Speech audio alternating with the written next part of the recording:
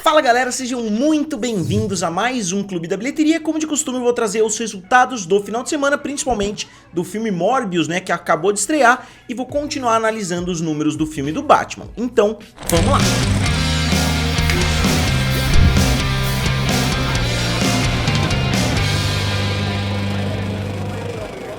Então, entrando de cabeça já no top 5, né, falando a respeito do filme do Morbius, que obviamente é um filme estrelado pelo Jared Leto e produzido pela Sony. É um filme que é adjacente, né, digamos assim, ao universo do Homem-Aranha, né? A gente ainda não sabe nem exatamente qual Homem-Aranha. Eu ainda não assisti o filme do Morbius. Eu quero assistir, mesmo com as críticas extremamente negativas, mesmo com boca a boca, mesmo com os memes. É um filme que eu quero assistir porque eu gosto do Jared Leto e eu gosto de acompanhar, né, esse universo dos filmes de super-herói, mas não foram tantas pessoas assim que ficaram animadas para assistir esse filme porque ele estreou com 39 milhões de dólares. E você pode estar se perguntando, pô, 39 milhões de dólares é dinheiro pra caramba, é uma quantidade muito boa pro primeiro final de semana, e pode até ser se a gente não tivesse falando de um filme de super-herói, se a gente não tivesse falando de um filme com personagens da Marvel, e a gente tem um comparativo, né, não dá pra gente negar que já existem dois comparativos diretos que a gente pode fazer, principalmente com o filme do Venom e Venom Tempo de Carnificina. O filme do Venom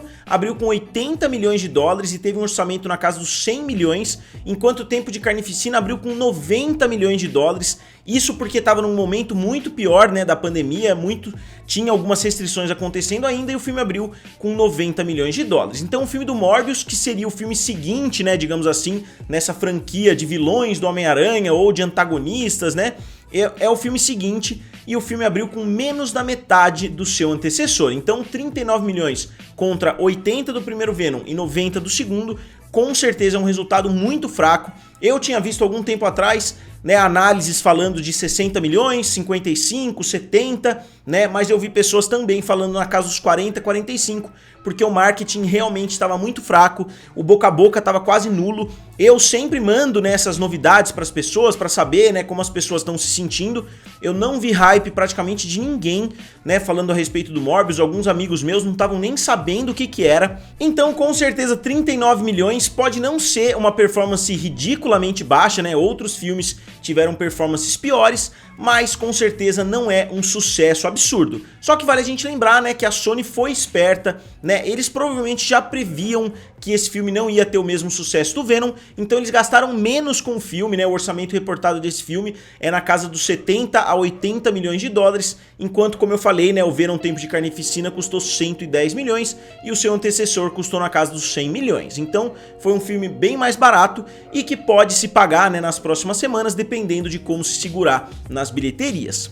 E o filme, né, tá com 39 milhões de dólares nos Estados Unidos, mas teve um resultado um pouco melhor internacionalmente, fazendo 44 milhões de dólares para um total mundial de 84 milhões. Então, o filme fez 84 milhões com orçamento de 70, 80 milhões. Obviamente a gente tem que incluir marketing, obviamente existem outros elementos, mas eu costumo falar aqui para vocês que é um bom sinal, é um excelente sinal, na verdade, o filme que já no seu primeiro final de semana consegue bater o seu orçamento. Lembrando, né, que o dinheiro é dividido entre as salas de cinema e o estúdio, então esses 80 milhões não vão para as mãos da Sony, eles vão ter que dividir essa torta ainda, digamos assim, mas é um bom sinal porque se ele conseguir um multiplicador de 2 ou 3, vai chegar na casa dos 240, 250 milhões de dólares, ficando muito mais fácil, né, dele se pagar a essa altura. E ainda, né, a gente tem que lembrar que a Sony vende os direitos, né, ela tem um sistema aí bem complexo que ela lucra bastante com os filmes depois da etapa cinematográfica, né? Depois da janela das salas de cinema, a Sony continua lucrando bastante com os serviços de streaming. Então, como eu sempre faço aqui no canal, né, eu costumo deixar uma análise um pouco mais aprofundada para o segundo final de semana, porque aí a gente já teve a primeira grande queda, então já dá pra gente analisar de forma muito mais objetiva, já dá pra gente saber um pouquinho mais a respeito do futuro do filme. Eu não imagino que a queda vá ser muito positiva, considerando, né, as críticas, considerando o boca a boca, considerando os memes que já surgiram, né, do Jared Leto, que ele fez o pior filme da DC e agora o pior filme da Marvel. Então realmente é um filme que tem uma montanha ali pra transpor, né, pra ele se tornar um grande sucesso. Eu acho que ele não vai ser um grande sucesso, eu acho que ele vai terminar ali basicamente no 0 a 0 pra Sony. E aí na segunda posição ficou o filme da Paramount, A Cidade Perdida, né, o The Lost City, que é um filme com a Sandra Bullock, com Brad Pitt e com Channing Tatum. O filme caiu pouco mais de 50% nas bilheterias e fez mais 14,8 milhões de dólares. Então o filme continua tendo uma performance bem legal. O Channing Tatum teve um ressurgimento aí na carreira depois de alguns anos relativamente afastado, né? E o filme tá quase entrando, né, no top 5 em território americano, mas eu não sei porque esse filme não tá tendo uma performance internacional muito forte. A Paramount parece que não tá investindo muito na distribuição dos seus filmes pro mercado internacional, e o filme fez somente 7 milhões de dólares fora dos Estados Unidos para um total de 61 milhões de dólares. Então, esse filme não tem nem muito o que falar, né? Ele tá no seu segundo final de semana, teve uma queda relativamente positiva, né? Como eu costumo falar, uma queda alta é na casa dos 60%, 70% e uma queda baixa é na casa dos 40%, então ele ficou ali no meio do caminho com uma queda competente. E na terceira posição ficou o filme do Batman, né, que tá no seu quinto final de semana. O filme do Batman tá tendo quedas positivas, né, o filme caiu 47% e fez mais 10,8 milhões de dólares. E o filme tá de longe na primeira posição do ano de 2022, com 350 milhões de, praticamente 350 milhões de dólares em território americano. E eu decidi voltar no tempo, né, e pegar cada um dos finais de semana do Batman e criar uma evolução, né, fim de semana a fim de semana, internacionalmente, quanto o filme fez. Então vocês vão se lembrar, né, se vocês assistem o Clube da Bilheteria, que no primeiro final de semana o filme do Batman abriu com 248 milhões de dólares. Então 248 no primeiro final de semana, aí ele avançou para 463 no segundo final de semana, um aumento de 215 milhões.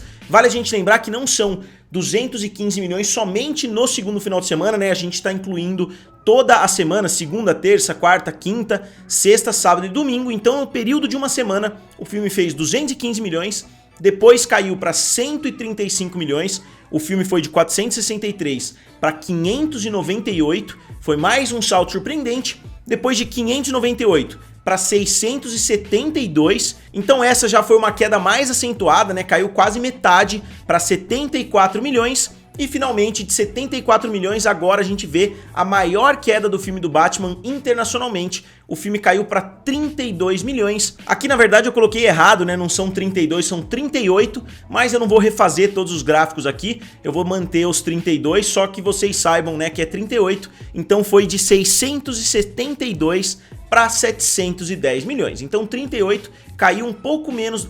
Ficou basicamente na metade da semana passada, né, quando o filme tinha feito 74, agora ele fez 38. Então 38 ainda é um resultado muito bom, né, pro quinto final de semana de um filme, só que a gente tem que lembrar que o lançamento na HBO Max está muito mais próximo, né, do que nos finais de semana anteriores, então muita gente já pode estar esperando, né, o filme chegar na HBO Max, muitas pessoas podem não estar tão dispostas a irem aos cinemas, e o filme está com 710 milhões de dólares. Como eu falei no meu vídeo da semana passada, que algumas pessoas me xingaram, né, como de costume, o filme vai ter que batalhar e muito para chegar na marca dos 800 milhões. Agora o filme do Batman já foi mais do que provado que um filme do Batman tem potencial para bater a marca de 1 bilhão de dólares. O filme, né, poderia sim ter feito um pouco mais, não é uma decepção. Eu acho que não dá pra gente falar, né, que o filme do Batman é uma decepção, não é uma surpresa também, não foi um filme que estourou a boca do balão. Eu acho que ficou um pouquinho abaixo das expectativas, né, de muita gente que falava na casa dos 900, na casa de 1 bilhão. O filme chegar na casa dos 800, ali próximo de 800 milhões,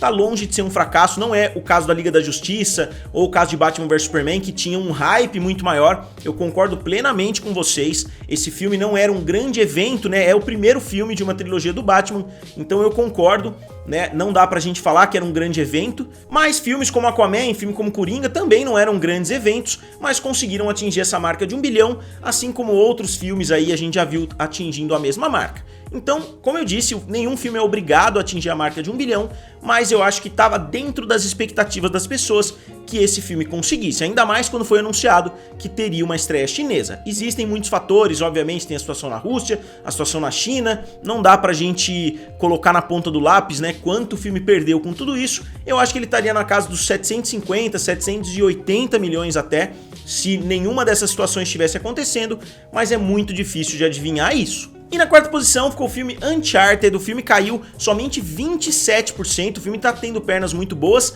mas vale a gente lembrar que não teve uma estreia absurda, né? Então acho que o resultado tá sendo positivo pra Sony, porque a Sony tinha expectativas mais baixas, né? Porque parecia, pelo menos antes do filme chegar, que seria um grande fracasso, e não é isso que a gente tá vendo. E o filme fez mais 3,6 milhões de dólares, mas chega a 138 milhões, né, que não é um resultado surpreendente, não é um resultado gigantesco. Então, mais uma vez, eu acho que esse filme ficou dentro das expectativas, só que eu acho que ficou um pouquinho acima das expectativas recentes, né? Antes do filme ser lançado, todo mundo tava achando que esse filme seria um grande fracasso, ainda mais inspirado em um videogame, né, que os filmes inspirados em games não têm um histórico tão positivo assim.